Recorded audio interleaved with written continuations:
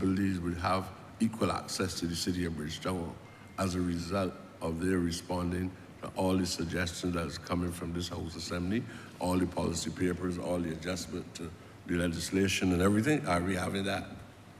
Are we seeing that? Are we witnessing that?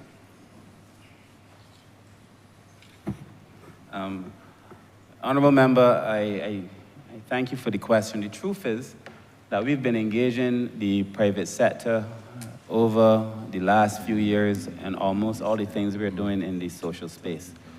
The almost unnatural relationship between those whose business is capital, in the capital space, and those of us who have a more social orientation is well documented, and I don't think I have to try to articulate it here. But I would say that we actually enjoy a very good relationship with the private sector. And I say so because on all the major pieces of legislation that we have had, we've actually had consultations with members of the private sector. Now, there are some private sector entities, there's an association, and like any other association, there are individuals within the association who are less likely to follow what the association thinks may be the best way forward. But in relation to the business meetings we've had, we've met with the private sector when we were doing the disabilities legislation.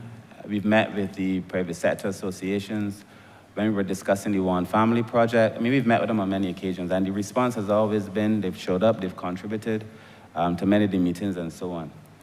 The situation in Bridgetown, not only in Bridgetown, the situation in Barbados, all of Barbados, Bridgetown, rural Barbados, private sector, public sector, is that our buildings are really not disabled friendly. Our streets are not even able-bodied friendly. A lot of these sidewalks for years in Bridgetown, for years, have been in the state where you could barely walk on them because of the way we set those grills, in some cases, beneath the level of the sidewalk. Some of the sidewalks have abrupt endings and so on, but I do know that the government made the decision for us to be able to fix all of those sidewalks in town and to make Bridgetown disabled friendly. This is going to take a while. The other thing is that in the legislation we spoke about, while we didn't get the quota in the legislation, we spoke about using the legislation, giving persons, I think, 3 years to be able to rectify a lot of their buildings, except in circumstances where those amendments to the buildings could not possibly be done. So I anticipate that you're going to see some changes in Bridgetown as well as all of Barbados eventually. I think in this case, the revolution, or probably better said evolution, is going to be gradual. And because these things come at an extreme cost, and I think it would be unreasonable for us to say that we've passed this legislation or that the country is gaining a more conscious appreciation for including persons with disabilities, and we do not recognize that these things come at significant cost. So we have now been in the process of hiring an auditor of sorts to be able to go around and assess all of the buildings, and we should have that finalized very soon. They're going to assess the public spaces, they're going to give us feedback on the private sector spaces so that we know these are the things that need to be done. And we weren't only talking about the physical disabilities, we're talking about putting in place signals for persons to see, for persons who are deaf or hard of hearing, and things for people to hear, for persons who are blind, and those things to make sure that we have the buildings ready. I have a view that voluntary compliance is always better than malicious compliance, and that takes conversation, it takes time. I look forward, maybe in another year from now, when we ask this question again, I suspect the question will be asked of me again in a year. Have we made progress given that we've passed the policy? Have we made progress given that we've passed the legislation? Have we made progress given that we've started a lot of these conversations? I would hope to be in a position to say that we've made some progress. The other day we did a walk through town for the Multiple Sclerosis Society. We did a walk. And when we got to the road leading up to the roundabout, just after St. Ambrose School, I can't remember what that road is properly called, but the road is extremely rough. Extremely rough, and I think it's deliberately rough so that vehicles do not skid out in the corner. And as we walked the road, when we got to the top, the president of the Multiple Sclerosis Society, who was in a chair, said to me that by tonight she's going to be in extreme pain because of the roughness of the road. Now, most of us who were able-bodied didn't think of it. People in vehicles are grateful for it. But we build out to give one set of persons an advantage, which regrettably was a disadvantage to another group. And I just think when we plan out going forward, as opposed to waiting until after the fact, As we plan out our roads, we have to involve persons with disabilities. As we plan out our schools, persons with disabilities. Our business, persons with disabilities. We've also said to the National Disabilities Unit that I feel the time has come for them to step up what they do in terms of surveillance, in terms of implementing what the requirements of the bill. I mean, the truth is they only have 2 social workers, but I think it has to become a case where persons with disabilities need to know that they have an agency that they can go to that will make sure that their issues are heard and addressed.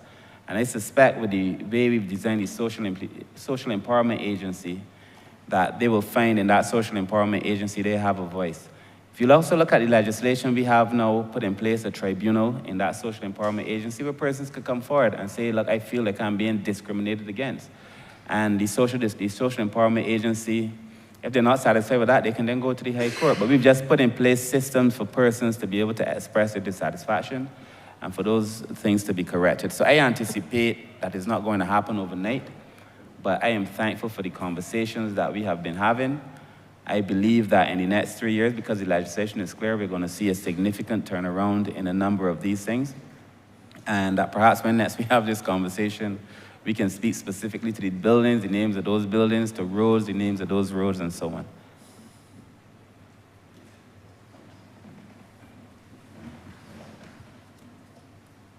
I just want to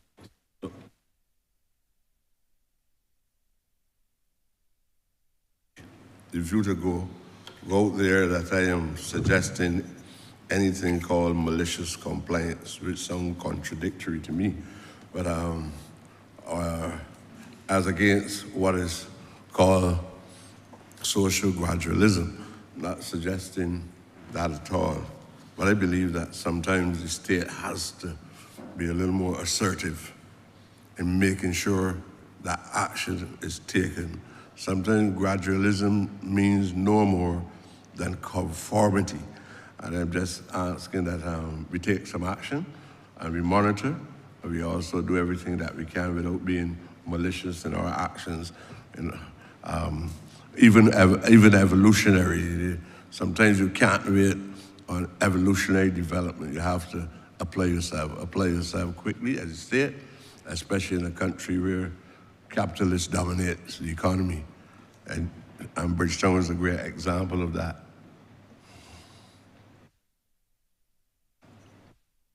Just very quickly, I agree with everything that's said, but I believe the legislation does exactly what you're asking for. The legislation sets in place what it is that the country demands of Business Barbados.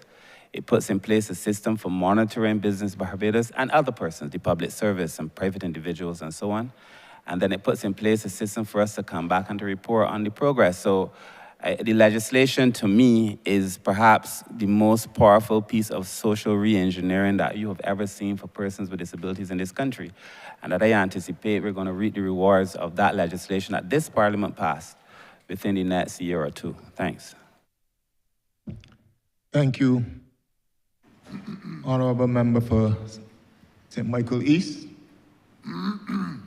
Honourable Member for St. Philip South.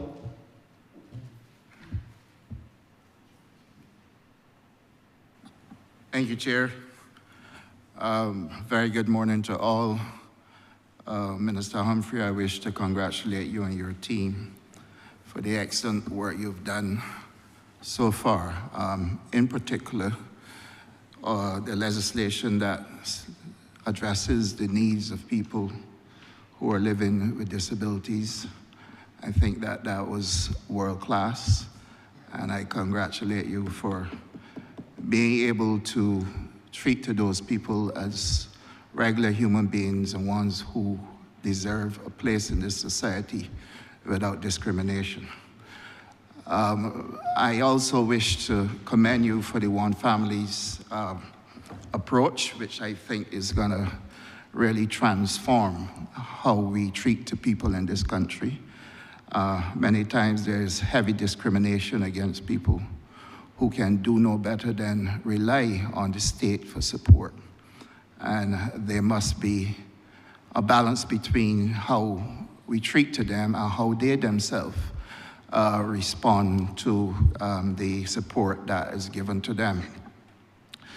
That being said, I'd like to raise with you the whole issue of welfare support to young people. I am acutely aware of several single mothers in this country, a very young age, who have children, in some instances 3 and 4 children, without any paternal support, and have had to rely heavily on the state for welfare support. My own experience, having seen people in my office at the constituency level, and as recent as last Wednesday, there seems to be a disconnect between those persons who seek support and the persons who administer the support, because oftentimes I get the refrain that either they have 4 or 5 children, but the support does not meet their needs. Communication is a major challenge, and in some instances, I suppose because the officers are under tremendous pressure. My constituency is 12,000 people. So you multiply that by all the constituencies in St. Philip, and you start to understand the tremendous pressure that officers can undergo from people who are seeking welfare support. So oftentimes people can feel as though they're being dismissed. Oftentimes people can feel as though they are at the wrath of a person who have reached the limit. And I want to know if, one, there has been any attempt to try to provide a level of counseling for these young people who are constantly coming to the state for welfare support, and equally counseling for those officers who are bombarded with questions and demands for support. Chief Welfare Officer. Good morning. My name is Kim Bobwith. I am the Acting Chief Welfare Officer. And indeed, as you have eloquently put it, we are indeed overwhelmed by the amount of numbers that we're seeing as it relates to young persons who have several children, and the needs are varying for each and every one of them. It is our desire under the Social Empowerment Agency to have a transformation and empowerment directorate, which will then begin to seek to address some of these issues in a transformative way, where it is that we will be able to collate a lot of the information regarding some of these young persons to see what their needs are, and then be able to unfold better programming to assist some of these young persons, whether it is in parenting skills, whether it is returning back to school to gain the various skill sets, whether it is attending to working better with TVEC, our Barbados Vocational Training Board, in terms of getting those individual skills, as well as any counseling needs that will come up that they may need to be able to find that forum to work through. In addition, we will continue with the training as it relates to the officers who are overwhelmed, who are burnt out, and continue to build out through the new HR section that will cater to a lot in terms of the self-care, and working with those officers and workers that are on the ground consistently being bombarded with some of the work that they usually take home in order to address some of the needs of the individual. So going forward, there definitely would be a twofold approach in terms of addressing these issues. Thanks for your answer. Being one who have lived my entire life having to go through the rigors of delivering customer service, and having to put myself in a place where I understand people's feelings over mine in order that I may win their support, I wish to draw your attention to the old adage, whilst the grass is growing, the horse is starving. And many of these people, who I am sure perhaps have a big misunderstanding of the concept of welfare support. These people really and truly cannot afford to make ends meet. And at points in times, they're taken off welfare support. During that period that they're off welfare support, they become an absolute burden to family, to society, to friends, to communities. And I'm wondering if anything can be done to do a deeper needs assessment before some of these people are taken off welfare. And what is the approach to that? Again, one of the ways in which we're, in terms of moving forward under the Social Empowerment Agency, is to, with the advance of even more staff, we're able to critically assess all the areas. And in response to this particular question, reviews will be done in order to see where persons are at the points in time before any deleting from the various systems as it relates to the support. Again, with the empowerment aspect of it, as we work with the clients, we're able to see as they're moving forward where they are and how best we can offer various systems. The systems will not always be cash in, as it relates to, but other systems that can offer that support as clients transition through the system. Thank you. My final question is, I believe I've been bearing the brunt of all of the questions coming from my constituency, because at Six Roads, people are saying to me that they either can't reach the agent or that the office there at Six Roads was undergoing some kind of repairs.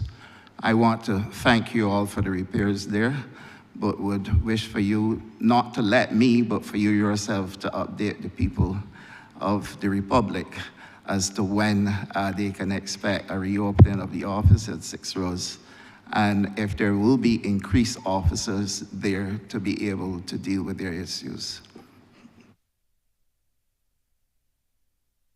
J. Hubel, Sheriff Permanent Secretary.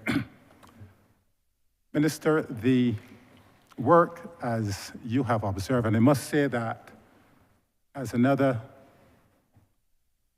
resident of the Republic of St. Philip, I have a keen interest in ensuring that the work is completed on a timely basis, and I can give you the assurance that the work will be completed by 31st of March. And Minister, I also wish to make the point in relation to the concerns that you have pertaining to young persons getting welfare support.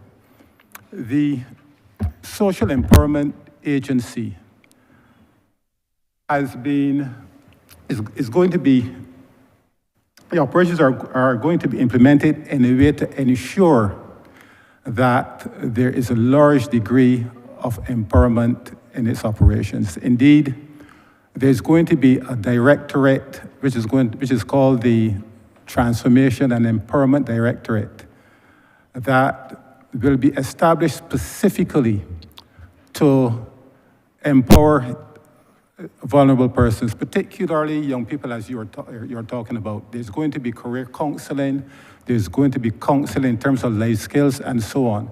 Because we recognize, as the Minister would have indicated yesterday in his submissions, that we are moving away from the current disjointed approach to service delivery. A large part of the work of the entity is going to be on empowerment and seeking to transform the lives of the vulnerable. Thank you very much. Just quickly too on that question, I feel like I need to clarify this, although it may be an unpopular opinion and position, but just to be sure, not everyone who applies for welfare is going to get it. Not everyone who makes the application to the welfare department is going to be successful once the assessment has been done. There is a part of the assessment that, of course, for persons who have disabilities and are otherwise unable to work and so on, is almost automatic. But there's a part of the assessment that has to consider whether a person is capable of working, whether a person has actually been looking for work, and so on and so forth. So I think in addition to us being able to help the persons who come forward, I think we also have to make sure that persons understand that the welfare support was meant to assist persons who are not in a position, one, to help themselves, or who, because of some transient temporary dislocation, may need support to go on. The welfare was never meant to be, and should not be, and for the most part, people don't want it to be, a permanent position. And therefore, the empowerment focus that we now have in the ministry, I think is going to be the essential difference between what currently exists and what it is that we are going to do going forward. But having said that, I've also said there were some policies in the welfare department that needed to change that I didn't understand. I do not like the review system where people fell off every 6 months. And we've put in place a position where now in the new entity going forward, that has to stop. If it is that a person has not been assessed, but you leave them on until you're able to assess them. But this idea of cutting off people every 6 months and taking 6 months to review them has to stop. That doesn't work. Or the arbitrary determination that a person can only get support for 2 children as opposed to 3 or 4, those things have to stop so that we can treat people with dignity, but it has to be balanced so that the people who deserve the welfare support the most will get it. But if everybody is coming for welfare, even in cases where I've had cases, and all of us in this room know it's true. We've had cases where perhaps we've sent people for work, or we know persons have gotten jobs. So now you are working. But you've gotten the job and still think that the welfare is an entitlement. But it doesn't work like that. If you've gotten a job and the job takes you out of a certain circumstance, perhaps you may get welfare support for a few months to allow you to adjust, but eventually that support has to go on to somebody else. The state, any state in the world operates with limited resources. So I've been very honest with my constituents. I've been very honest with the welfare department. This is how I truly feel. We have to be able to bring a balance so that people are treated with dignity, yes, but that nobody should be allowed to exploit the system in cases where the exploitation is clear. I also feel like sometimes we have to encourage our Barbadian public, the young people specifically, to get involved in training.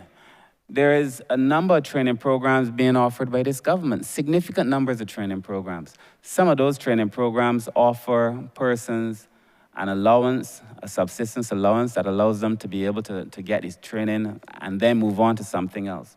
So that is real empowerment.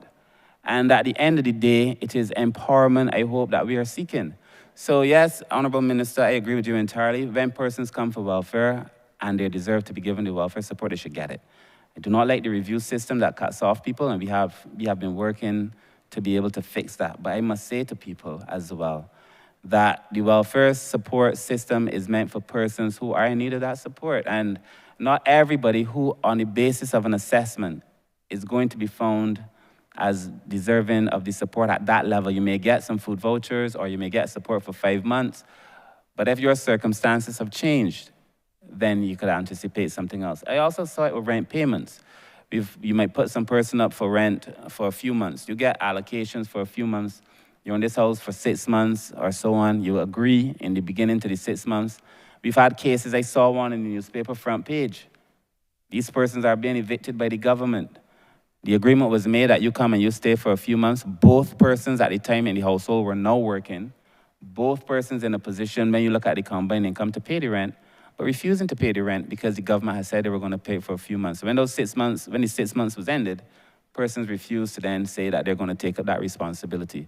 So there has to be a balance and there has to be a fairness both to the state and the taxpayers, because it's not nobody's money but the taxpayers' money, to the taxpayers of Barbados as well as to the persons who are seeking to get the support from the state.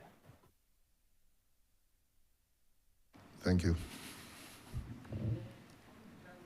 Thank you, Honourable Minister. Honourable Member for St. Andrew.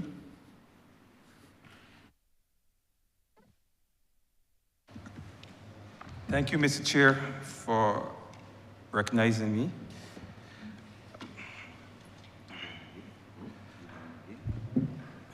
Over the years, we have seen the collaboration certainly between the Ministry of Education and your ministry. We have seen the interventions, certainly from the Child Care Board. In fact, I think many Barbadians still believe that the Child Care Board falls under the Ministry of Education because of the close the way they work over the years. We've seen those interventions, and we've seen the benefits of those interventions. There's also a close correlation between the Ministry of Health or health care and social care. And I want you to share with me or to shed some light the nature of that relationship between Ministry of Health and social care and some of the interventions that would have taken place. Obviously, you would have seen cases where there have been abandonment of elderly persons, there have been abandonment of disabled persons in the hospital, in our healthcare system, and I know that you've been working closely with them, even as you integrate many of your services closer with the Ministry of Health to ensure that healthcare and social care go hand in hand in this country. Just shed a little light on that relationship and that integration.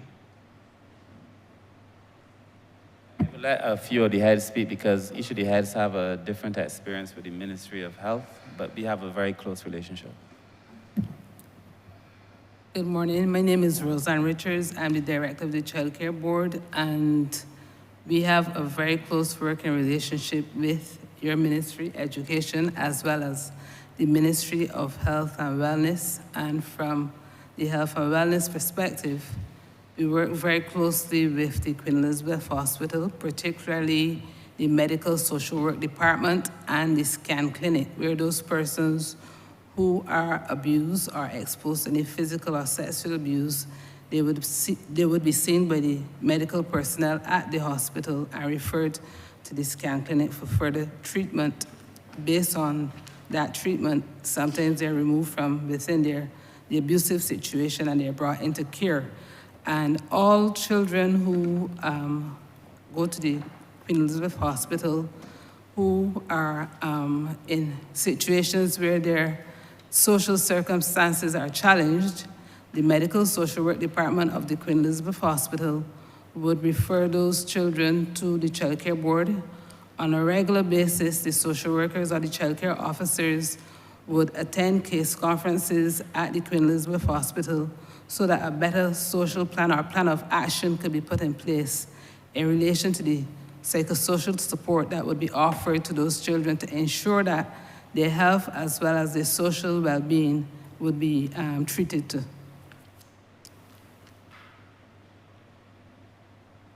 Nicole Daniel, Social Development Project Manager for the One Family Program. And yes, we also have been working closely with the Ministry of Education and with the Ministry of Health, as those two ministries are two of the key pillars under the program. Under the Ministry of Education, we definitely will work with them as it relates to remedial. We are connected with the National Task Force for Literacy with Dr. Henry because we've recognized the need for persons with remedial needs and with the various educational deficits that they have. As it relates to health, healthcare is obviously fundamental to lifting families out of poverty. This is one of the aspects, and we find that many of our vulnerable clients fall within the category of NCDs. We are working closely with the NCD Commission within this regard to ensure that we can be a little bit more proactive rather than reactive, but to ensure that persons, because they have limited funds, are able to still get the nutrients of various food items that they require. So the ministry, through the One Family Program, definitely will continue to engage with the Ministry of Health and Wellness as well as the Ministry of Education in an effort to see the success of our families in the program.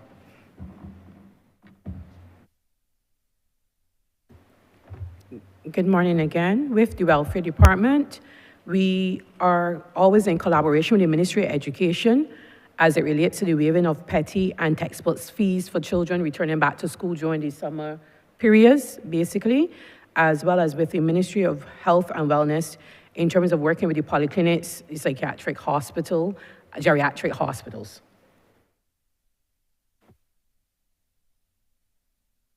Being a nurse, the National Disabilities Unit again. where we work in collaboration with the QEH. Many of our clients go there for dressing, therapy, and we also provide the QEH with wheelchairs so as many of their patients can be discharged when they need. And the Ministry of Health and Wellness has contacted us to see how we can work together as a team to help those persons with disabilities as well.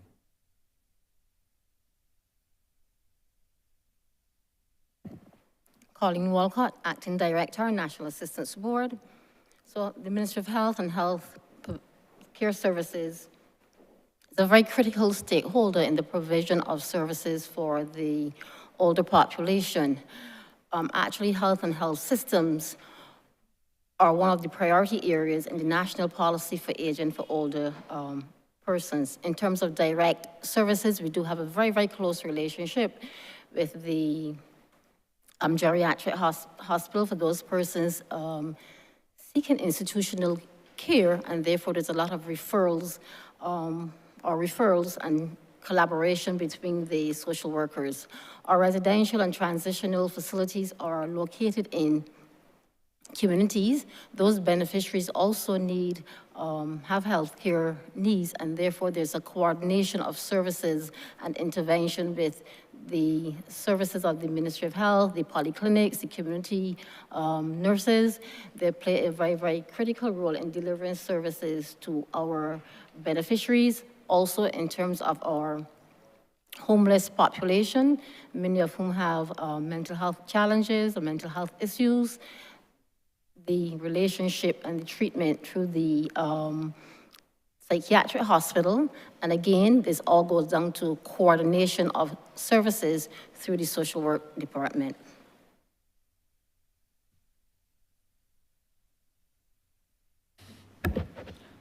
Lynn Armstrong, Acting Director, National Wellbeing and HIV Commission. I'll start with the Ministry of Education first. We have had fruitful relationships with the Ministry of Education. However, they no longer have a line item in their budget for HIV prevention. So that interaction has petered out over the years. However, with respect to HIV, we work closely with the HIV STI unit in the Ministry of Health. They are responsible for treatment and care. We are responsible for all other social aspects of the disease in terms of what affects persons living with HIV, whether it is their housing needs, their need for basic living, and we communicate with the Ministry of Health practically on a daily basis with respect to care and treatment and, as I said, social care issues.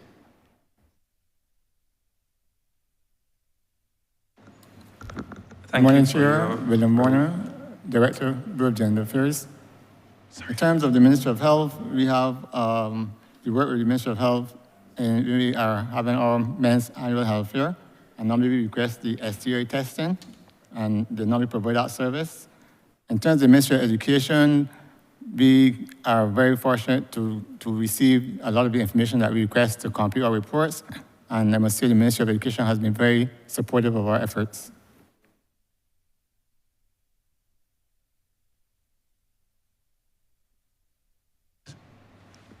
Thank you. Thank you for your response. My next question pretty much flows from the first one in terms of the quality of care. You mentioned the geriatric hospital. We have a number of care providers here, in the public, also private. And over the years, we've heard stories. Some of those stories very concerning, certainly in our various homes. Various care providers. Tell me what measures are being put in place to ensure a quality of service, a quality of care, maintain that high quality of care right across both the public and private care providers. I will begin and then the director can add. just for clarity, neither the geriatric hospital or the private nursing homes fall under this ministry. Those are all under the Ministry of Health. So just for clarity on that point. The new legislation, though, that we propose for elderly persons, we've almost inserted, after consultations with the Ministry of Health, we've inserted ourselves in that process. So we now have etched out a role for the Social Empowerment Agency in relation to overlooking and overseeing those entities. So I just wanted to clarify that as it stands under legislation, it's really the Ministry of Health that manages and monitors both of those institutions. But I would like the director of the National Assistance Board add. So one of the primary goals of the National Assistance Board really is to promote aging in place and to negate really the need for institutional care. Our work is guided every year by improving our delivery of services and the quality of care. About 2 years back, we would have had a client satisfaction survey where with a reputable researcher from the University of West Indies, where we got feedback from clients as it relates to our services. There were some gaps and there were some deficits in terms of access and the needs, some of the needs that we were meeting. So at that time, we did not have a nurse, we did not have a physiotherapist. So we responded to those needs because obviously it's a growing population. It's no longer about coming into a home and doing activities of daily living.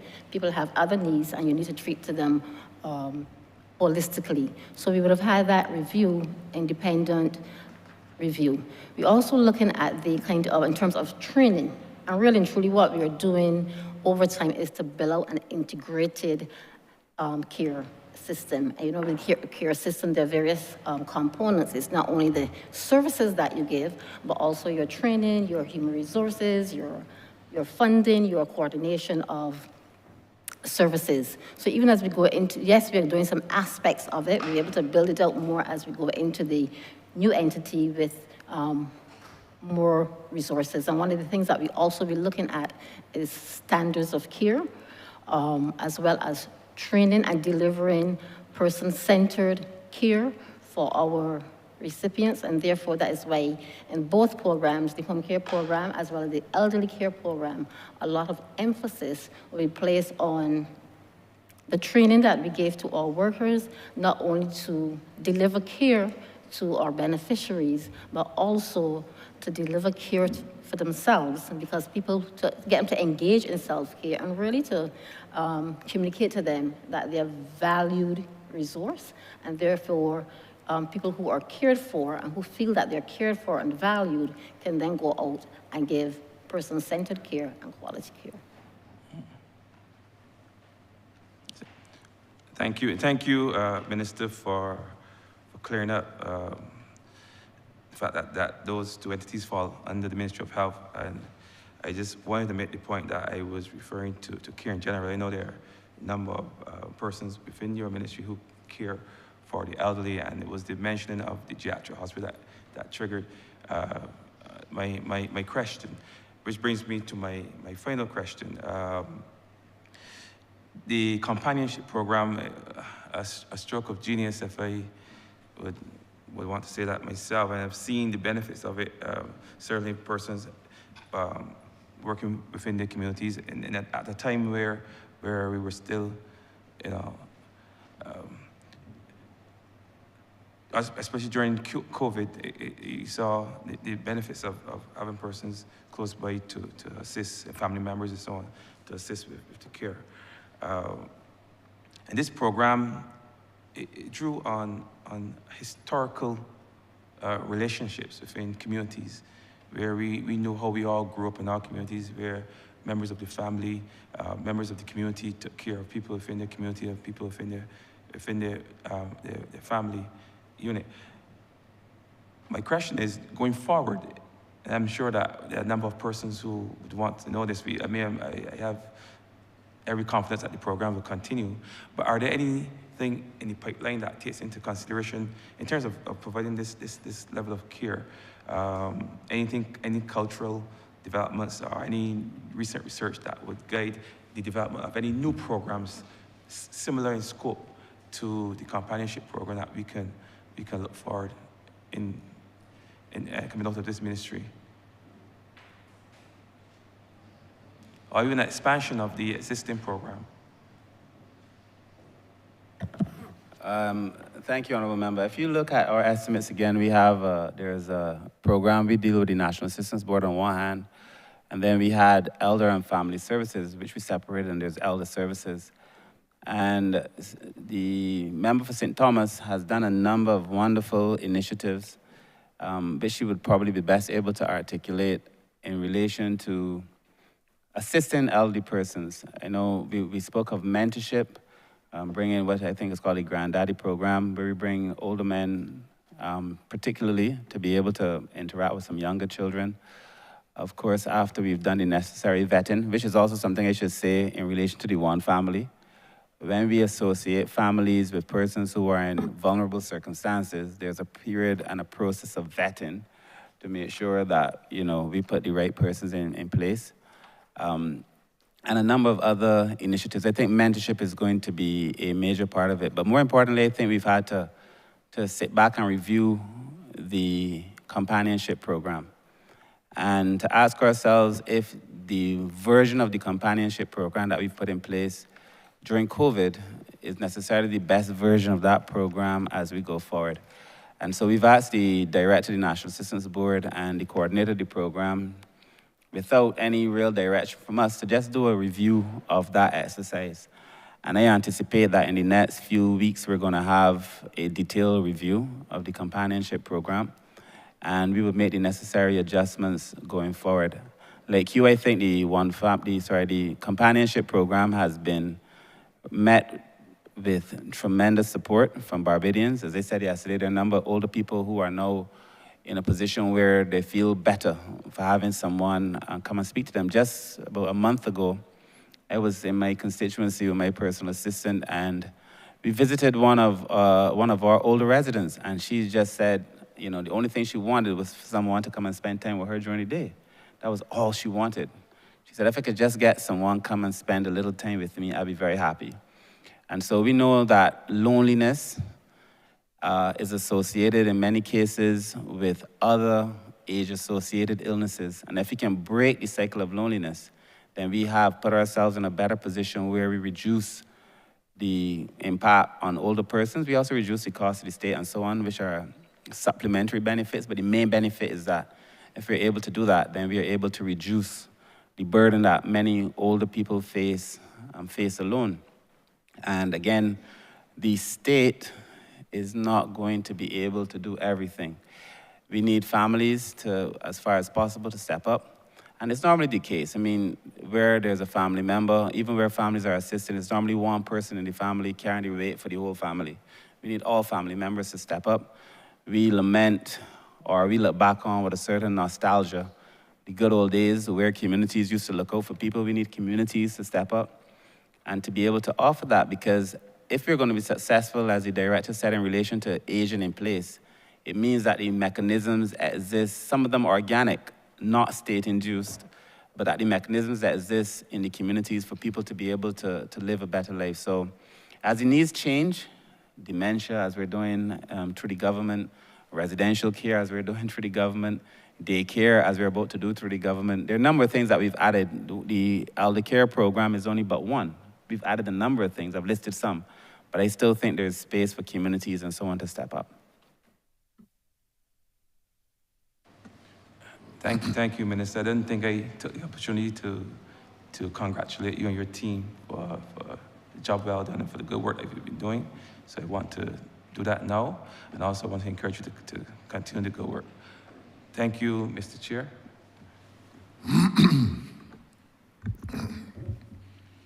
Thank you, Honourable Member for St. Andrew. I see the opposition leader is clearing his throat, but we are coming to you next as scheduled. Honourable Leader of the Opposition. I'm obliged to you, sir. And let me say to the Honourable Minister that it is not my purpose, nor does it derive from my office to join in the self-congratulation that is transpiring between the minister and the members of the government. My role is fundamentally different here, as always, and I intend to abide by the prescription of the office that I hold. Unless the public or any of us should forget, this exercise is about the spending of monies, vast amounts of monies that belong to the public. And let us keep it very simple. I've heard the philosophical treatises and so on, but I propose to ask some very simple questions, and I believe the answers to these simple questions are also simple answers. As I've said, this exercise is about the taxpayers' money, how the taxpayers' money has been spent, and how this government proposes over the next year to spend the money not belonging to the government, but belonging to the people of Barbados. Now, I beg your pardon? Oh, I'm sorry. Oh, not judicial deafness if they interrupt me, I can answer.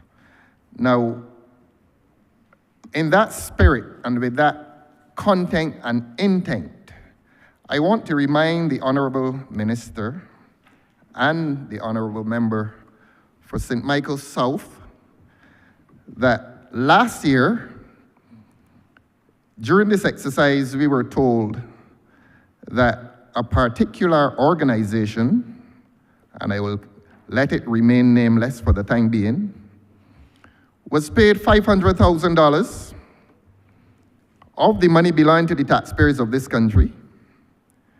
And this year we have heard that that payment of $500,000 was in the nature of, and I quote, an experiment. Now, however I feel about it, I believe that the public is due some deeper explanation as to the payment of this experiment. It's a rather expensive experiment, paid to, for all intents and purposes, one individual. $500,000 last year, by way of an experiment. The public is entitled to know how much that entity, I will depart from the language now of individual, that entity is being paid this year, or how much it is proposed to pay to that entity this year, having been paid $500,000 last year as an experiment. Minister, please tell the public how much is proposed to be paid to this entity this year in pursuit of the similar work that he was supposed to have done last year. That's my very simple question. The answer is simple. No philosophy here. Simple numbers. $500,000 experiment last year. Tell the public how much is being paid to that entity this year, please. Honourable Chair, I do not know that the Leader of the Opposition can tell me how I respond to a question. And therefore, I will respond to the question in a manner that I, Kurt Humphrey, Minister of People Empowerment and Elder Affairs, see fit. First thing. Second thing is, I also appreciate that the Honourable Leader of the Opposition has finally come to the appreciation that these estimates are meant to explore numbers.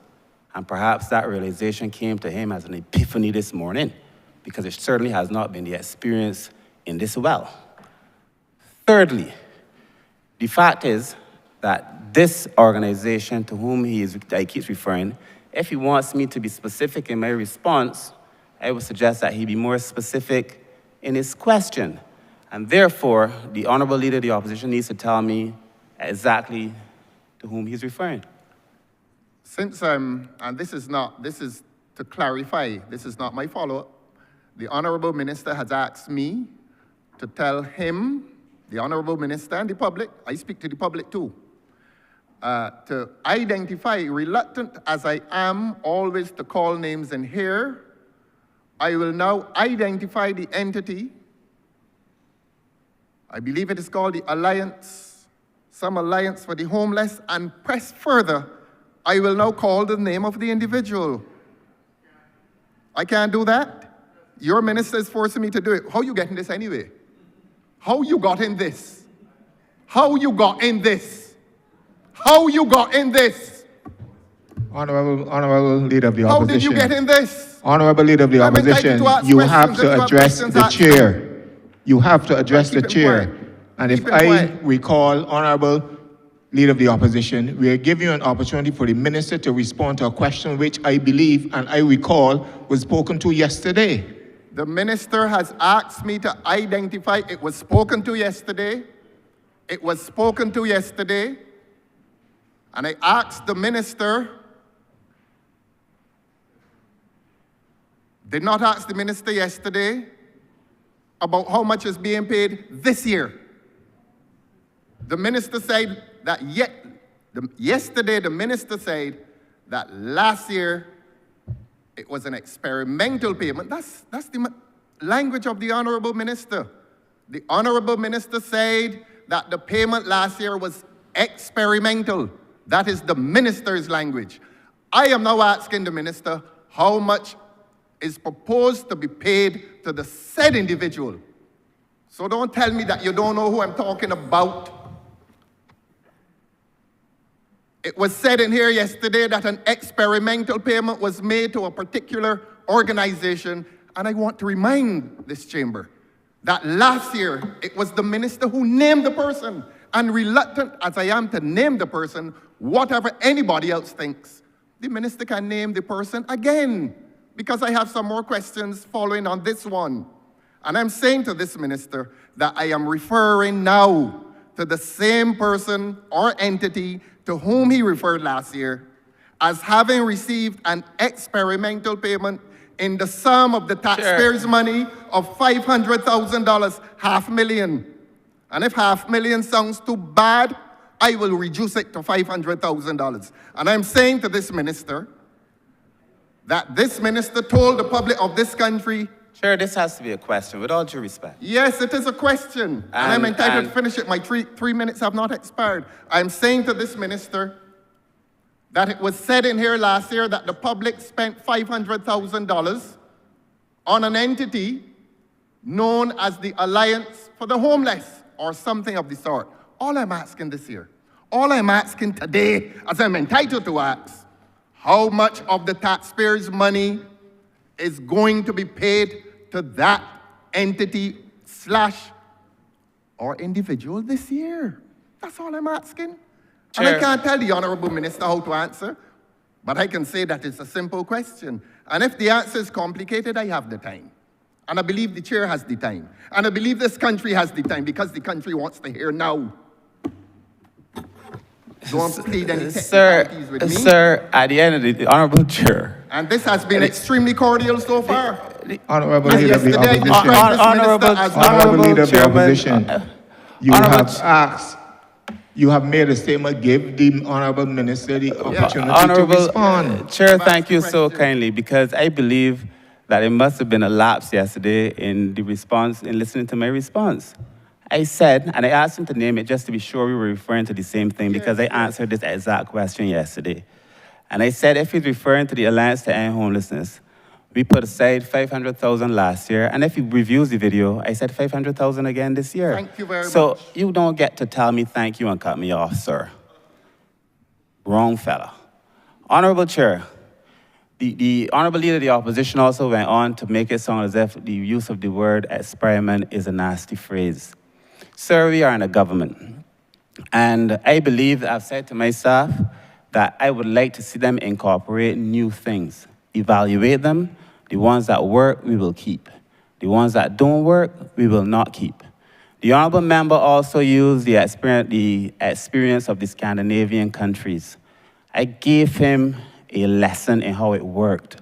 That Scandinavian countries engage in what they call creative destruction, whereby things that work, they keep. The things that don't work, they do not keep. They experiment. He cannot want, on the one hand, praise Scandinavian countries for the same approach than to use a political response to suggest that there's something wrong with it. We looked at it, sir. The Honourable Leader of the Opposition would appreciate that we had a situation with homelessness that I had said at the time that we looked at different proposals, that it became clear that if the state was to take responsibility for doing it alone, that it could cost the state millions of dollars, as these things do, that there were 60 beds available at the Alliance to End Homelessness that were free during the day, that there were other associated issues for persons who are homeless, not the transient poor, those who find themselves homeless temporarily, because we house them, most of them, through the resilience unit. These are persons who have drug problems, people who have other issues. There were nurses brought on, doctors brought on, a whole series of care. The Honourable Leader would also remember, if he casts his mind back, that yesterday I also said that we put in place in the estimates some monies to audit the finances of the organization. While we've been receiving reports every single time, our reports are up to date. Our visits to the agency have never proven anything to be off, and therefore there's no shame, there's nothing to hide. And that whether we choose to engage ourselves in cheap theatrics to entertain people is a matter for the Leader of the Opposition. But the facts will speak for themselves. Let the facts speak. And let me assure this minister, who has gained something of a reputation for giving answers that are not hostile, and he can be assured that these questions are not intended to be hostile. I'm asking this for the sake of the people of Barbados whose taxes are being collected, and they're entitled to know. And this is the follow-up question. No theatrics. This is the taxpayers' money that this government spends, and this government is giving $500,000 to one individual. Can we have a follow-up question, Honourable Member? The question comes now. No theatrics. The suffering people out there engaging in theatrics. No, I'm not. No, I am not. Honourable Minister. No, I am not. Honourable Member. Honourable Leader of the Opposition. What theatrics? What? Honourable Leader of the Opposition. People across this country suffering. You're accusing Honourable them of Leader theatrics of as well? the Opposition. Thank you very much, For sir. the last time, proceed with the follow-up question. Let me proceed. I'm obliged to you, sir. Thank you. You're most kind. Now, this organization, and this is no personal, I've never even seen the man in my life, but the public must know. And this is not theatrical. This is reflecting the suffering. This is reflecting the misuse Honourable Leader and of the abuse Opposition, of public you're funds. going over the same thing over and over again. Proceed with Let the me ask question, or I shall move on. Let me ask the question. I'm obliged to you, sir. I am asking this minister if he is aware that the beneficiary of those funds distributed hampers within certain neighborhoods of St. Michael at certain homes during Christmas 2024. It was not the homeless. I said at certain homes. The minister can say yes, no, or I don't remember. But I'm asking this minister, who happens to be here now, and this is not a personal attack. Is that the I am question, asking Honourable? this minister to give account for public funds, and I'm asking this minister if he is aware that the said individual was distributing hampers at homes Sir, at Christmas within St. Michael. Thank you very much. Honourable Leader of the Opposition, what does this have to do I was about with to the say estimates? Well, let me answer what does it has to do with the estimates. Let me say what it has to do with the estimates. And the ministry. Let the public Honourable Leader be of the reminded Opposition. that this entity, headed by this individual, received an experimental payment, and you can accuse me of repeating myself, but I have to give the sequence.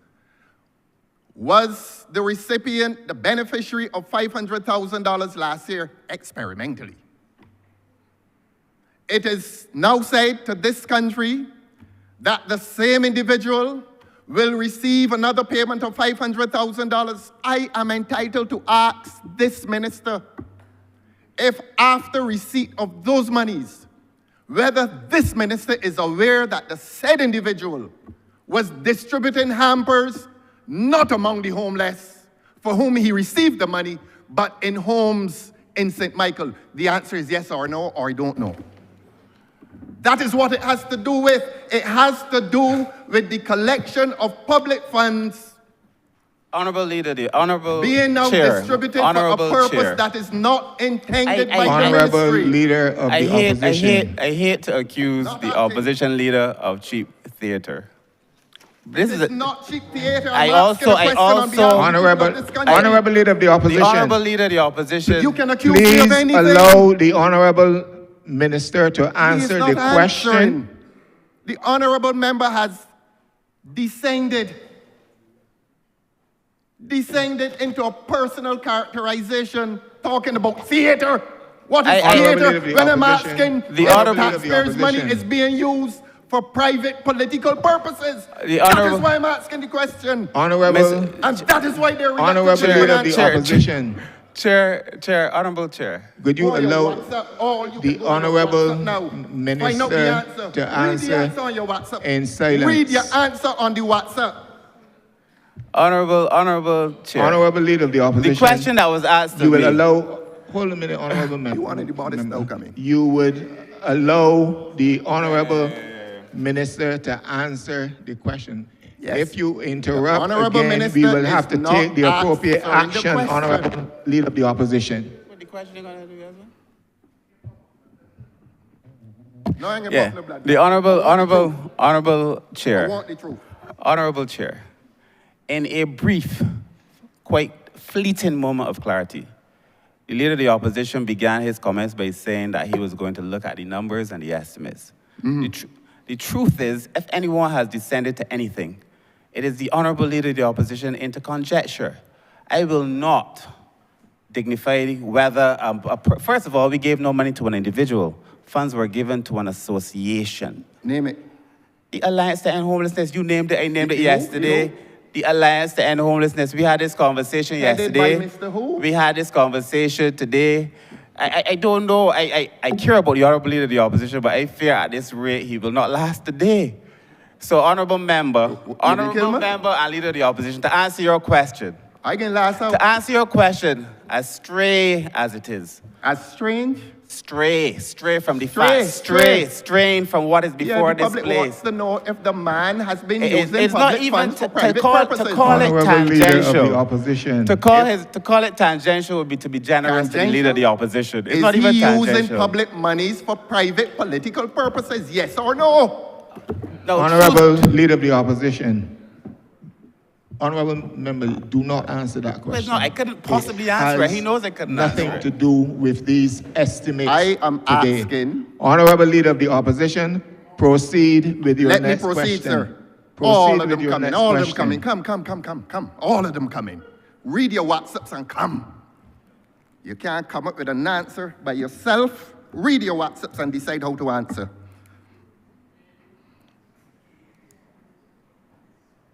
You don't put on a suit, now. You come here in a bodice every day giving trouble.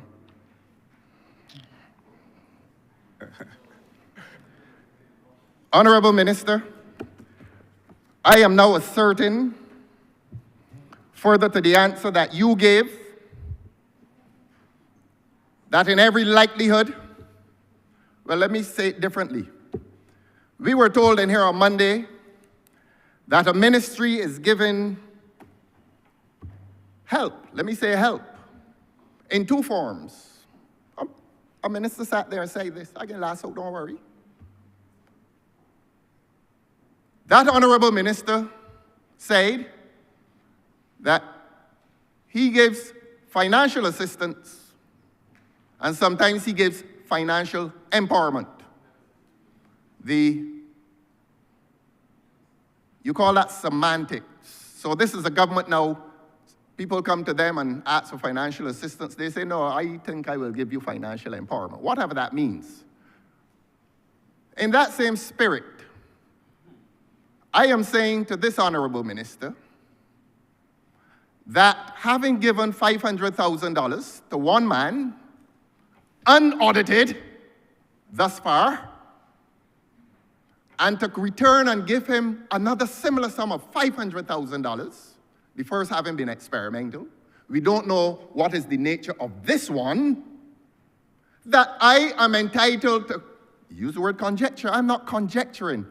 I am entitled to say to this chamber and to this country that there is a possible commingling of private monies with public monies. And that if a man is given $500,000, and that if that same man is seen within the same financial year distributing hampers to those who have homes, that involves a possible commingling of public funds with private monies, and certainly an abuse of public funds. The minister says to us that that is conjecture. Whether it is conjecture or not, I am asking this minister if, in accordance with his duty of due diligence, whether he is aware that the same man who received the $500,000 for the homeless is now on an enterprise of distributing hampers at Christmas in certain districts of St. Michael. I'm not going to embarrass anybody and name the districts. Not going to do it yet, but if you push me, I'm going to do it. I am asking this minister if he is aware that the beneficiary of $500,000 has been distributing hampers in neighborhoods of St. Michael during Christmas 2024. Simple answer, simple question. Yes, no, or you don't know. I'm not telling you how to answer, but the public is entitled to an answer. The public is entitled to know whether a man who got $500,000 of taxpayers' money unaudited, the public is entitled to know whether the donor ministry is aware that he has been distributing hampers. Simple question, simple answer.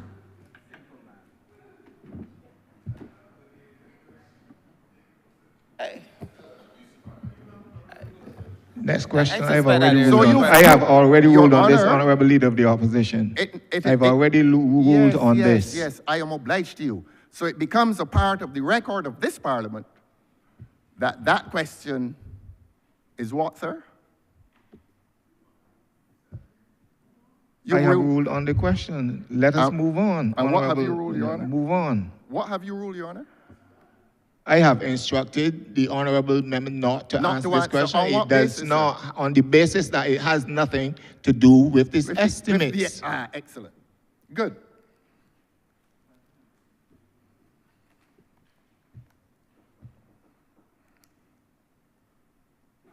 Next question. Now, he should have given out some in Christchurch South. Yes. Put on a jacket, son. Your bodice does not look good. Now, I believe, I'm not acting, by the way, Minister. I'm not acting. Because when I come in here and ask questions... Honourable Leader of the Opposition, proceed with your question. Angles. I am not Proceed acting. with your question, Honourable Leader of the Thank Opposition. you very much. Soliloquy? You don't want to answer the question. But the public, this is not a private thing here, you know, the public is hearing. And the public is hearing a government declining to ask questions of this nature, but we accept the ruling. Now, not backing down. Let these questions go on the record. Honourable Minister and Member for St. Michael South. I believe are you a deputy chairman of the Barbados Labour Party? Honourable, that yes, he is. Okay. Simple question. All right. Honourable Leader of the Opposition, let me instruct you for the final time. We are dealing with the estimates of expenditure under the head 3035. You are directing question. You've been given the opportunity to speak to the Honourable Minister regarding those estimates. Do not bring other matters into this that does not fit under this estimate. Otherwise than that, opposition, I shall move on. Thank you. And please don't get angry, sir. I am not angry. I would like you, honourable Leader of the Opposition, to operate in the spirit of this House. Yes, the minister is smiling, I am smiling. Two of us want you to smile. I'm smiling too. Not yet. But I will rule. Well, do both, sir. And I'm in charge of this chair, this honorable house at this time, and you will abide by my ruling, or... May I proceed, sir? I've instructed you to do that several times before. Thank you very much, sir. Please do. I'm obliged to you. Now, I asked the honorable minister a question. I will no longer ask, I will no longer interrogate on that particular issue. I will say to this minister that it is known that he is, if not senior in the government, he certainly is senior in the party. And that this honorable minister with that seniority in the party, for which I congratulate you, much deserved, I think. Since you're a far better minister than some of your colleagues, and you've demonstrated that over the last 2 days. He's smiling, I'm smiling, please smile, sir. And that being so senior in the party, this honorable minister knows who are the aspirants as candidates in the next election. And I'm saying to this honorable minister that it is known, stop me again, that it is known that the beneficiary of that $500,000 is a political aspirant for the general election, which is due whenever it is due, and that he has been using public funds gained from this ministry to further a private political campaign on behalf of the Barbados Labour Party. Honorable Leader of the Opposition. The honorable member can say whether he agrees Honorable or Leader of the disagrees. Opposition. These are public funds. Your time is up. I beg your pardon, Honorable sir? Member for St. Michael, South Central. For South Central, my time is up, sir. I have only asked 2 follow-up questions. I have a 3rd follow-up question, sir. Are you going to deprive me of the right to ask my 3rd follow-up question? Having ruled that the minister does not have to answer as to Honorable whether Leader of the a gentleman Opposition. who received $500,000 is not a candidate or an aspirant, and I can name the constituency as well. Honorable Member for St. Michael, West Central, sorry. Proceed. Is your ruling, sir, is that I am not entitled to a 3rd question? My sir? ruling is that we have moved on. Oh, we have moved After on. giving you several opportunities to answer, But I to asked ask the your question, questions. sir.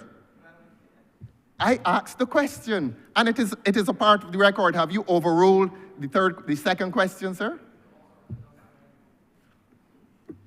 When I can quarrel.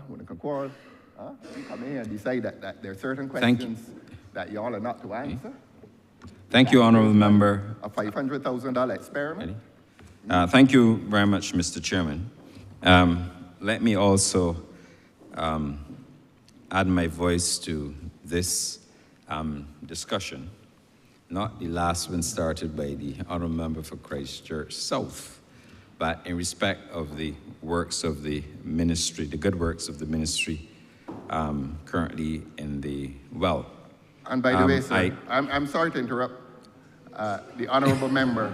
Honorable Leader of the Opposition, I am you cannot interrupt the honorable. The only interruption the honorable member for St. Michael West Central can have is from this chair. I beg your pardon, sir. Not I was from simply reserving my right to Honorable Leader of the Opposition. You are out of order. That's your ruling, sir. And allow the honorable member for St. Michael West Central to proceed in silence. And all I'm asking, will I be able to come back, or have you banned me for the entire session? I hope they say in your bodies. Yes. Honorable member for St. Michael West Central. Thank you very much, Mr. Chairman. As I was making the point, I want to, obviously, in recognition of the work being executed by the ministry in the well, to add my voice to this discussion in respect of the head we are currently discussing. Now, I want to, and I would like to focus more on the delivery of services, and this is where my first question is going. And I would like to inquire of the minister and or whoever else he delegates to answer the question. What are the key improvement areas we should expect from his ministry in respect to the application of technology. The reason why I'm phrasing the question the way I'm phrasing it is because I have constituents who from time to time would complain that they will be going to agencies for assistance. But I'm wondering if at all possible, the minister maybe has done so, given consideration to the application of technology, that is, allowing persons through maybe online platform or portal or any other method to apply for various social services in respect of welfare, in this case, which is an issue because oftentimes people may have to go into an office. Elderly care, for example, applications relating to persons who would want to have care for persons within their community. And for example, applications to what we refer to in Barbados as day nurseries. I think certainly that the application of technology could go a long way in improving and delivering services. And I therefore would like to ask the minister, what are some of the plans for the improvement of and the delivery of services using technology? That's my first question, sir. Thank you for that question, Minister. The establishment of the Social Empowerment Agency will be based on the use of a modern management information system. This is going to be a case management system, a central repository of information, which will enable the more efficient... One moment. Mr. P.S., speak into the mic. Oh, my apologies. My apologies, Chair. Yeah, as I was saying, it is a modern case management system based on a central repository of information on clients, which is going to ensure a faster processing of applications. And I'm going to ask Mr. Dorian Bess, one of our IT officers, to give a more detailed explanation of how that system will operate. Mr. Bess?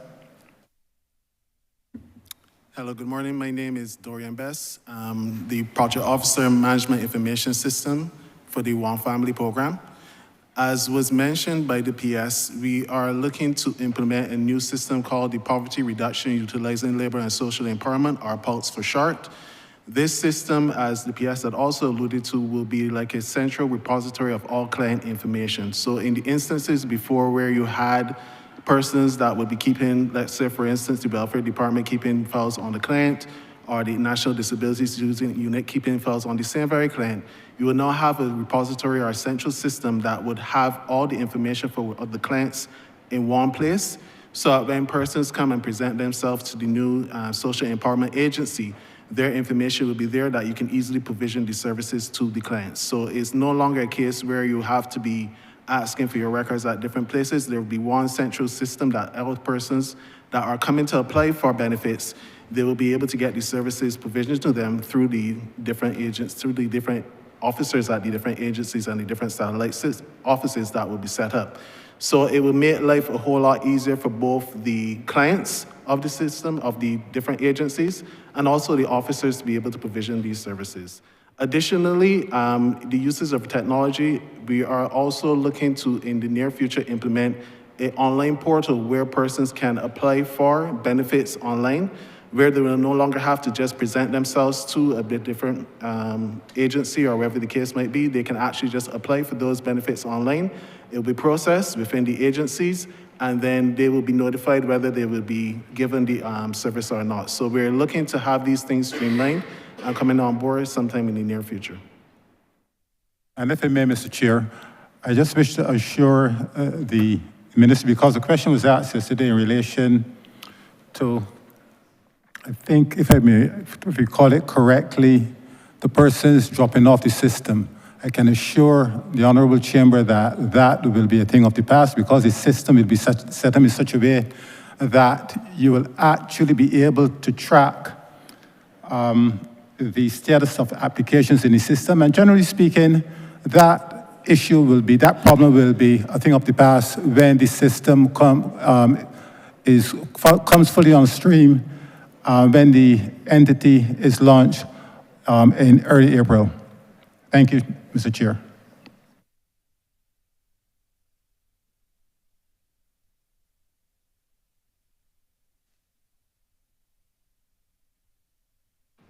Mr. Chairman, perhaps I should ask a follow-up or subsidiary question, however you phrase it.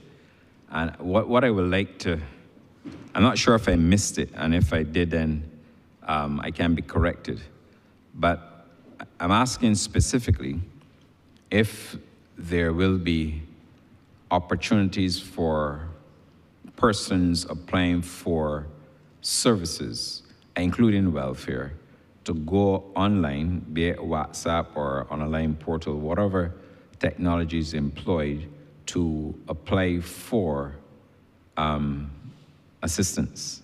I'm not sure if I missed it, but that's what I'm trying to understand. I hear about the case management system. I talk about moving it to online system, but I think for the benefit, especially those of us who have constituency clinics and others, and for the general public at large, it would be useful for us to perhaps clarify that or give us a better understanding. And I apologize if I missed it, but my question really was, will those persons or applicants be allowed to apply online for the various benefits, including welfare benefits? Yeah, in a word, the answer is yes, but I should tell you that currently there are some applications that can already be done online, and perhaps it is perhaps work for us to do to ensure that the public is aware that these things exist, and that when we go forward, we make it very clear that it's possible. Currently, you can apply for welfare online. You can apply for welfare on your telephone. There's an online application form. The unfortunate reality is that for the social services sector, but predominantly throughout the government, but for the social services sector specifically, I think that in many cases, we were still using a lot of paper-based things over time, but that has been changing. One of the things that should have been mentioned in relation to Pulse is that we're now taking all of the old data from all these various entities, and we're necessarily digitizing and digitalizing a lot of the old information and the processes so that when he mentions case management, that is from cradle to grave. So that includes from the time you apply to being able to see the state of your application online, even on your phone, during the status, and then to have the outcome. So the system is very sophisticated in terms of how it was constructed, but very simple in terms of how it is in terms of people's interaction with it. It's very user-friendly. And yes, you can give your constituents the assurance that they will be able to apply for most services. Because some services you don't do online, but most services they should be able to apply for online. Thank you for your clarity, Honourable Minister. Much needed, and I'm sure as you continue your public education campaign, that the public will also be even more familiar with the current application processes and the additional ones to come. I also want to take you to head sub-program 594, and you would have alluded to the Social Empowerment Agency. Can you share a little bit with us in respect of decentralization of services and the strategy behind the decentralization of services? I will ask the Permanent Secretary to talk about the SEA and I mean, to speak also about the decentralization, but just what it is we're trying to achieve by this new amalgamated entity. In a word, Minister, we are establishing a modern, agile 21st century organization that is going to make the provision of social services more efficient and more effective. The Social Empowerment Agency will be, the organizational structure of the agency will be based on the establishment of 4 directorates. One is social care support, that will provide specific services in relation to persons with disabilities, the elderly, and children. It will deal with complex cases related to those three vulnerable groups. That directorate will also be responsible for the facilities in relation to children, as well as the elderly. So complex cases that cannot be dealt with in the other directorates will be dealt with in that particular directorate. We will also have a social care delivery directorate. And in that directorate, you will have many of the services that are currently offered by the welfare department, such as the provision of cash grants, the provision of national assistance grants, and also the provision of assistive devices to persons with disabilities. So in that directorate, the objective is to have a number of community satellite offices or client centers which will offer those services, basically non-complex cases in relation to the provision of services to vulnerable persons. In essence, what we are establishing on the basis of those satellite offices, and the intention is to have at least one satellite office in each parish. As we would have indicated earlier, we have already commenced the renovations to the St. Rose satellite office. If I could be more specific in terms of the actual location of those offices, starting from the north, Bentham's in St. Lucie. There's currently an office in St. Peter, but we'll be looking to establish a different office in that parish, since that the space in that office is relatively small, and we consider that it'd be prudent to have a larger office. Then in St. James, the Beach House Complex. In St. Michael, we'll be having the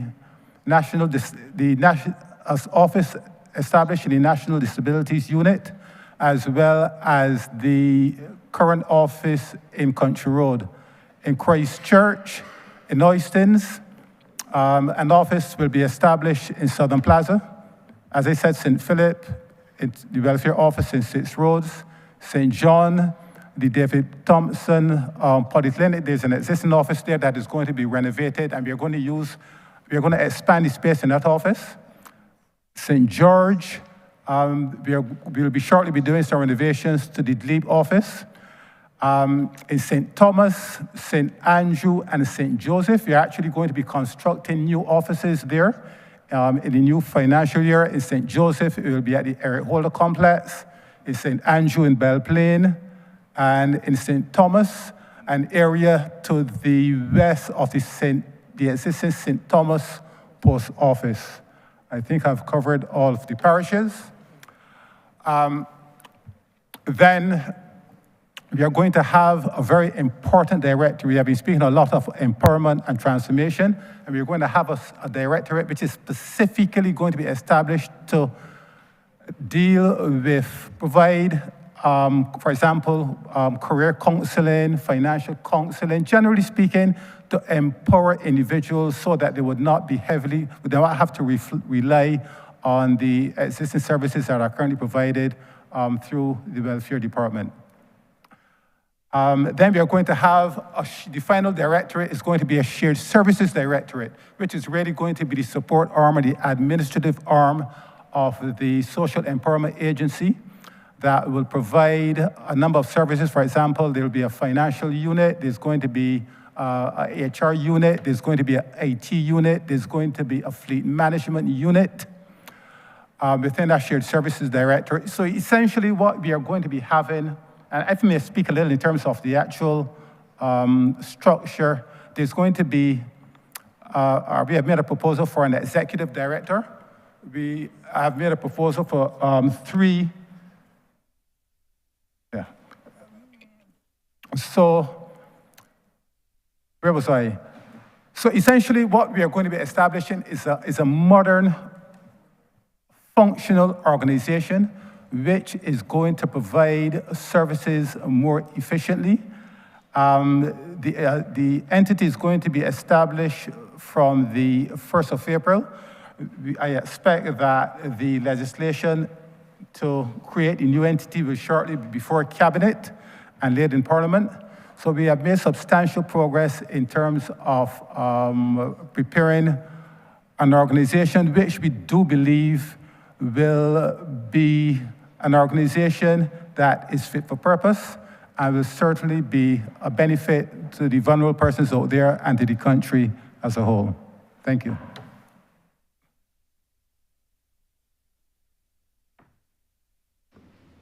Thank you. Thank you very much for that very explanatory note on the Social Empowerment Agency. Based on what I'm hearing, I am absolutely delighted because what it tells us that we are, as a country, as a government, we're going in a very progressive direction where we are harnessing a lot of the social agencies and combining them into one agency that will allow us to facilitate a more effective delivery and execution of the mandate. So I really want to say congratulations to the ministry for that very important initiative on the sub-program 594. And my last question, Mr. Chairman, because oftentimes when we're in this parliament, there are always allegations of how we spend money and where we spend it. But in terms of for example, the welfare vote, which has increased over the years, recognizing that not only is this government a very caring one and would want to, of course, achieve a better quality of life for our people, what it also tells us is that we also have to use agencies from time to time, non-governmental organizations and others. And certainly the case with this ministry, you have, for example, the Barbados Council for the Disabled getting a beneficiary of these estimates as well. And therefore, any organization and governments over the years have continued to do this. They have, for as long as we know, we've had the structure of estimates in this country. You've always had heads, various heads, with allocations across both administrations relating to the execution of the government policy and our mandate. And therefore, if we have other agencies assisting us with the execution of poverty alleviation or helping people within the community, that ought to be applauded. So I really want to say once again, thanks to the ministry for the enormous work they've been doing, in particular with the disabled community. And I think their work has gone a long way, and I'm really happy to hear this morning that the Social Empowerment Agency and the execution and delivery of services will put us in a better position to respond to the many requests for assistance in the country. I'm obliged, Mr. Chairman. Thank you, Honourable Member for St. Michael West Central. Honourable Member for St. James North.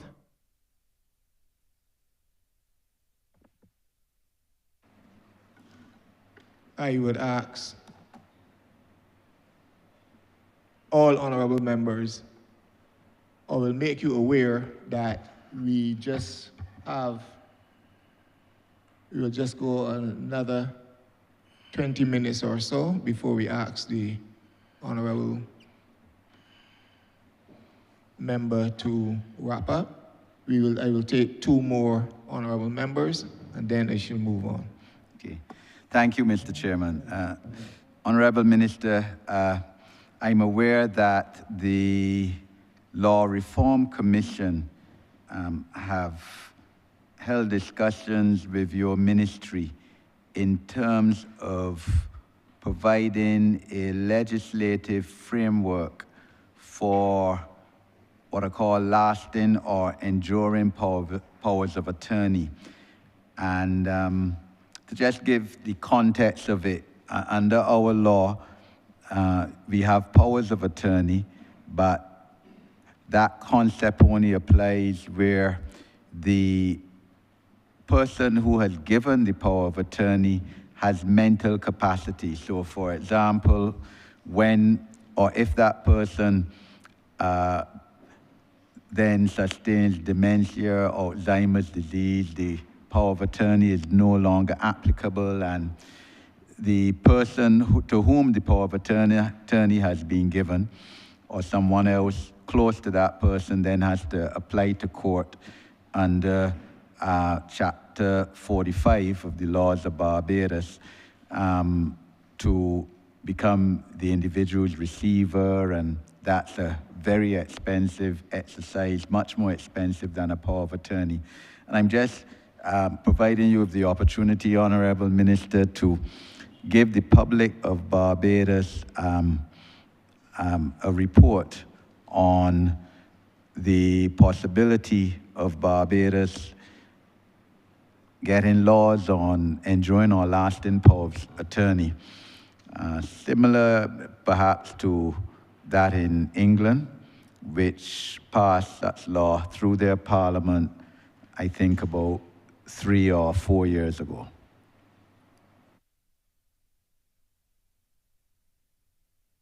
Thank you, Honourable Member. And I want to begin by thanking the Law Reform Commission, truthfully, because the Law Reform Commission has been one of the excellent initiatives of the government in relation to the support that they have provided to this ministry. We've received support on all of our major pieces of legislation to date from the Law Reform Commission. The conversation that we're having now on the power of attorney is one that kept coming up in different forms. Many persons have been asking for us to be able to do it. People who have a legal background, specifically, but people who did not understand the law in that way were also asking for something to allow them to be able to look after their elderly relatives. I think in Barbados, the power of attorney now ends where a person loses cognitive capacity.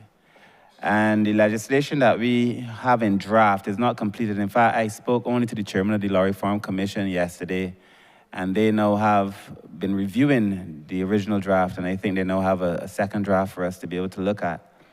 But that would allow us to have various options, whether the power of attorney is going to be durable, it's going to be lasting, whether the person can choose a variation of it.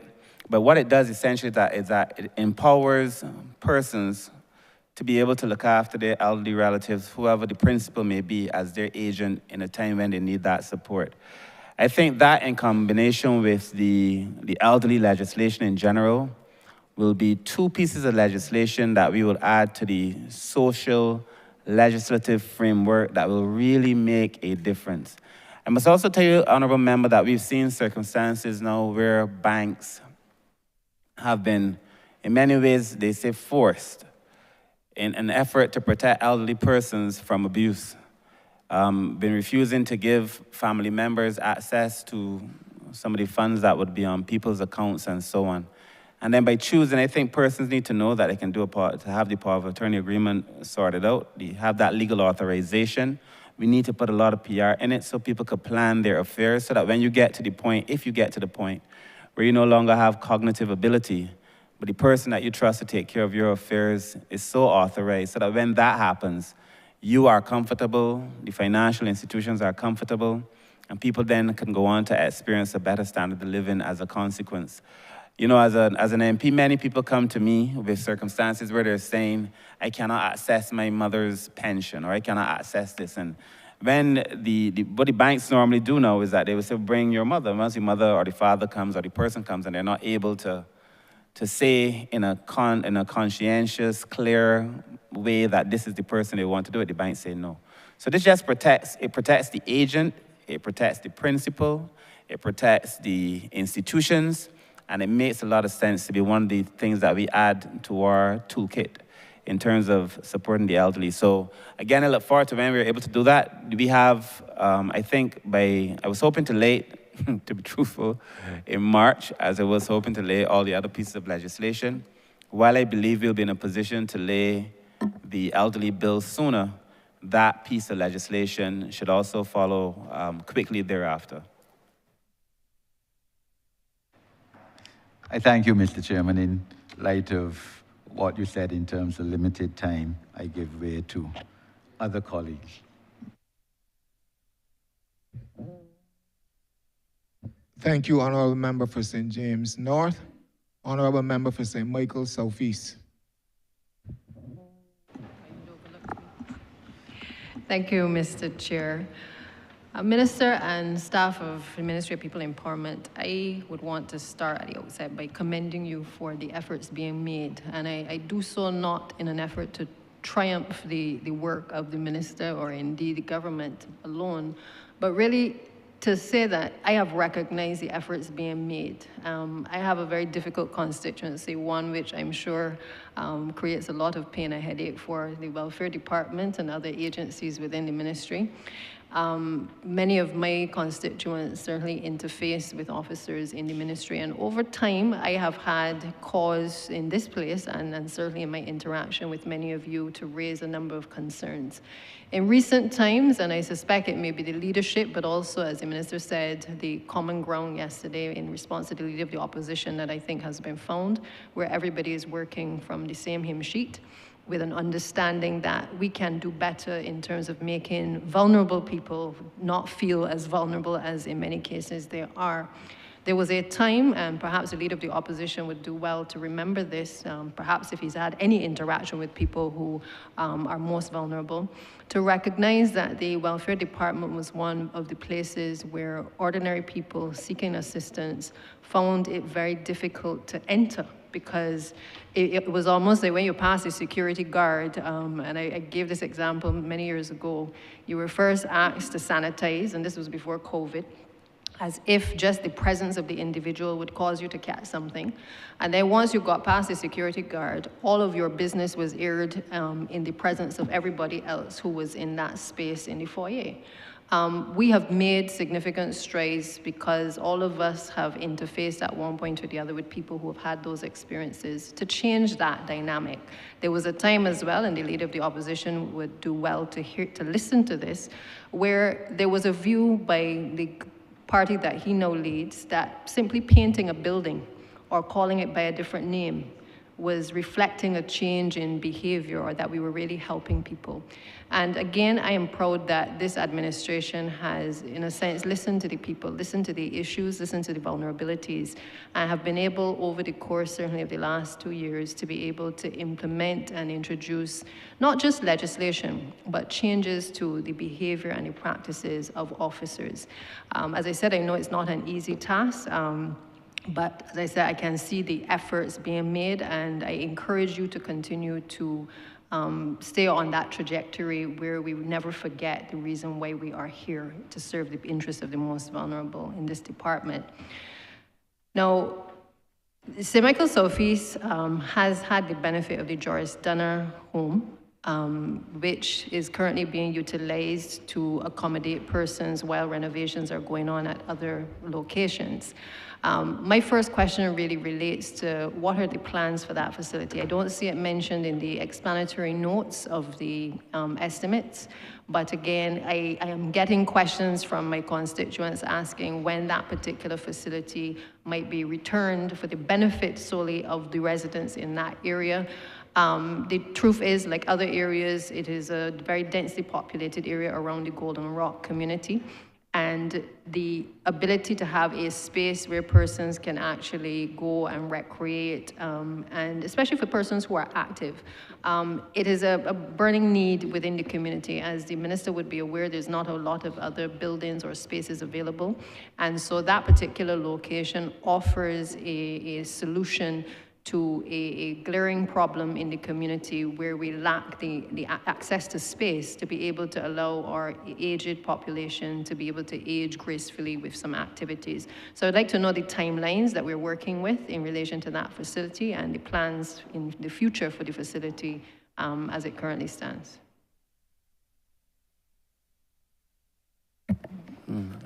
Thank you, Honourable Deputy Prime Minister. I would ask the chairman of the National Assistance Board to speak. The director of the National Assistance Board. Yesterday, the director, I said acting because yesterday the deputy was in the well. So we do understand, and we do get the calls also from the public, and particularly Colleen Walcott, Director, Acting National Assistance Board. So we understand the need, because we also get the calls, and there is a need for the center, given its strategic location since 2020. We closed for COVID. And then after that, for the last couple of years, we were using it as a transitional facility, first of all, and then for the displaced homeless shelter. I can say to you that we have signed, and we've gotten a commitment, and we have signed off with a philanthropic donor to renovate and to upgrade that entire facility. And the timeline that we're looking to start at, based on the process and everything, we're looking at around October, November this year, to give us some time to find alternative accommodation for the homeless men. But when that facility is upgraded, one of the things that persons with wheelchairs are excluded right now, because there's no wheelchair access in the pathway or even the bathrooms. But we're going to upgrade the facility to make it more, give a more better quality and environment. But yes, we've gotten that commitment and we've signed off on that donor letter.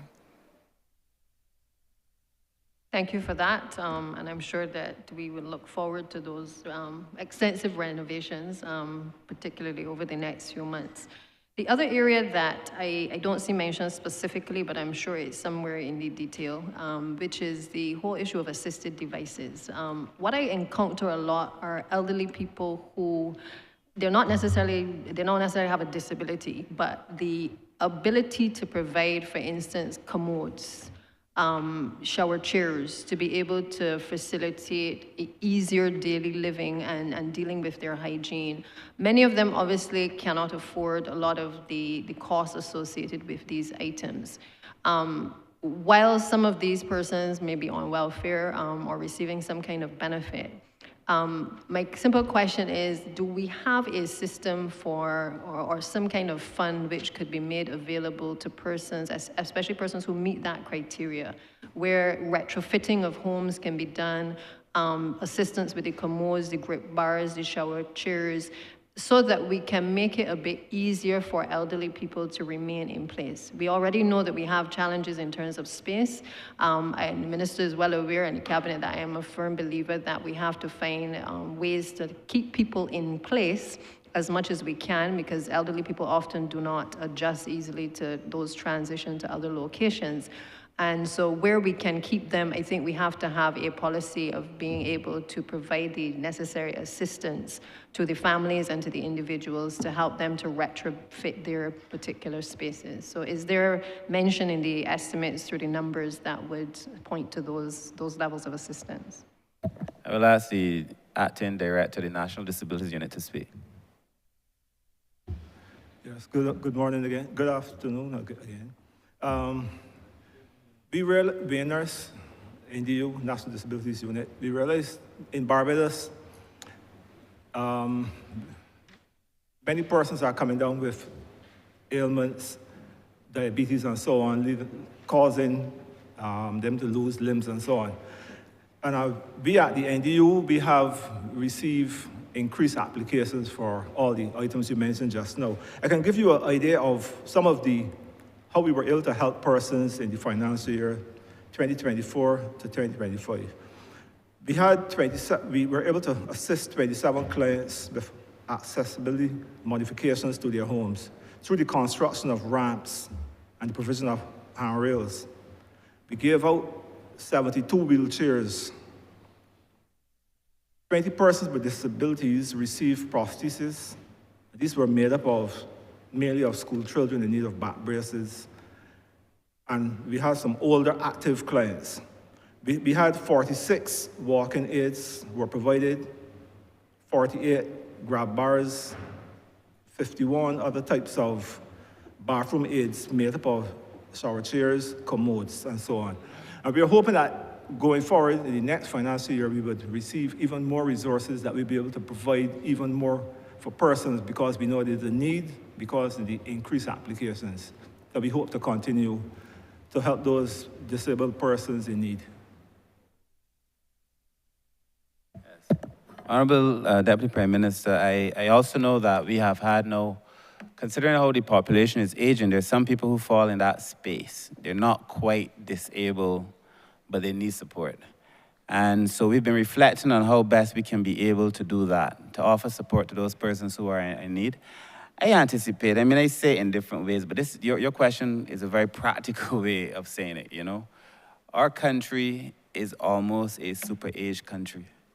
Barbados is probably the oldest country in the Caribbean in terms of the average age of Barbadians. It is only going to the average age is only going to increase. With that increase, there are going to come other I shouldn't say comorbidities, but that's what's happening. Diabetes and losing limbs and so on and so forth. So the pressure is going to be on the system for us to be able to respond and to respond faster. And so, yes, we have to look at ways now to making people feel comfortable as they age, specifically as they age, because a person may not be disabled in the sense that they have both their limbs, but they have trouble getting up. And so as it stands with the current NDU assessment, you may not necessarily be the beneficiary of support because you wouldn't be considered properly disabled, but you need the help. And so we have to be able to look at that. I've also said so about our universal intake form. Somebody had asked about technology. So the way we assess now, there is a universal intake form, which basically asks you a number of questions about your circumstances. And then using the results of that, it makes a determination. I think we have to ask some different questions. We have to change the questions and put ourselves in a position where we could offer more support. So I think, on the one hand, those who can afford to start making those changes need to do it. But for your constituents, a large share of them are mine, there are many people who cannot afford to make those changes. I think NDU, the National Disabilities Unit, which will not exist anymore, it will be the Social Empowerment Agency. As part of its transformation, we have to be able to offer different services to people. So yes, you can look forward to different services. I anticipate over the year, as we build out the Empowerment Agency, we're gonna have to come for different finances to be able to do a lot of these new things. Because, you know, the public service is really good at doing what it does. What the public service is not good at is becoming curious about what it needs to do, the new things, the experimentation, if you will. But the point is that at the end of the day, we now have to be able to do a lot of new things. We have to offer new services, and over time, we will be in a position to say that we've done these additional things. For example, I mentioned the glasses yesterday. We're going to offer these different glasses. I think we have to do more than ramps and bathrooms. I think they're just things to make people comfortable. So the point is well taken. Thank you, Minister, and again, thank you to the team. Chair. Thank you, Honourable Member for St. Michael Southeast. Honourable Minister, you may wrap up at this time.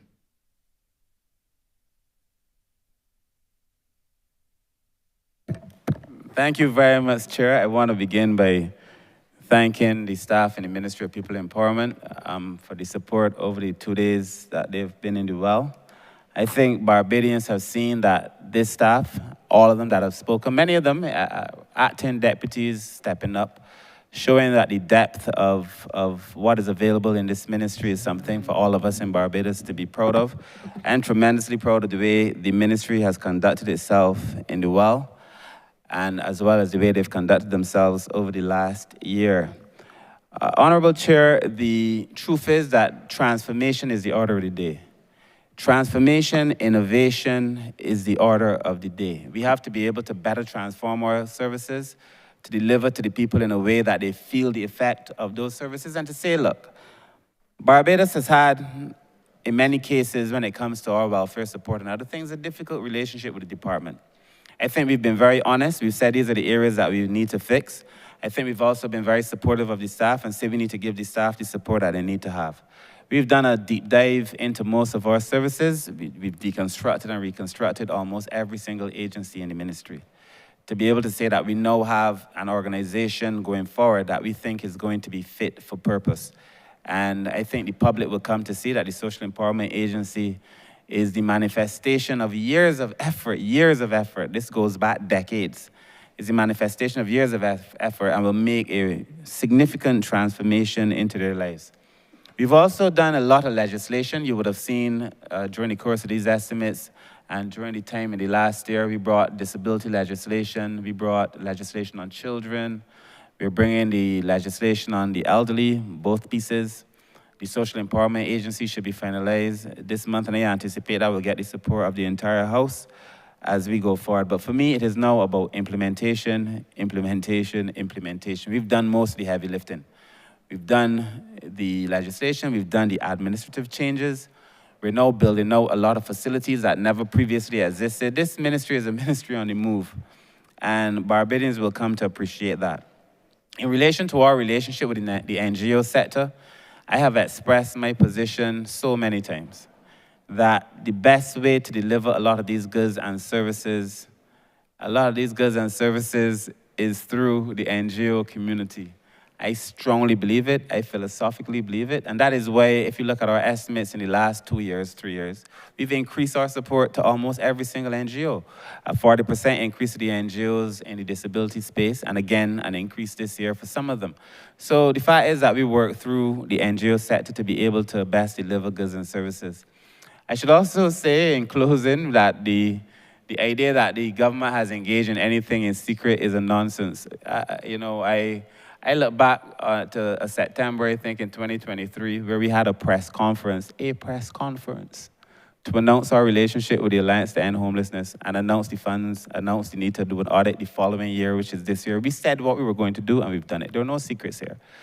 And that has been the nature of this ministry. It's been the nature of the government. And I think Barbadians will appreciate that, we are doing all these things in their own interests. And I look forward to having the opportunity to continue to lead this ministry and these great men and women who sit beside me on behalf of the most vulnerable. Sir, with those few words, I ask that Head 35 stand part.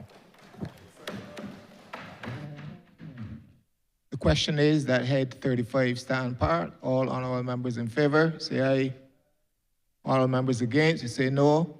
You think the ayes have it. Honorable Leader of Government Business. Mr. Chairman, I beg to move that you do no report progress to His Honor the Speaker and beg leave to sit again. The question is that I do no report progress to His Honor the Speaker and beg for leave to sit again. All honorable members in favor, say aye. Honorable members against, say no. Methinks the ayes have it.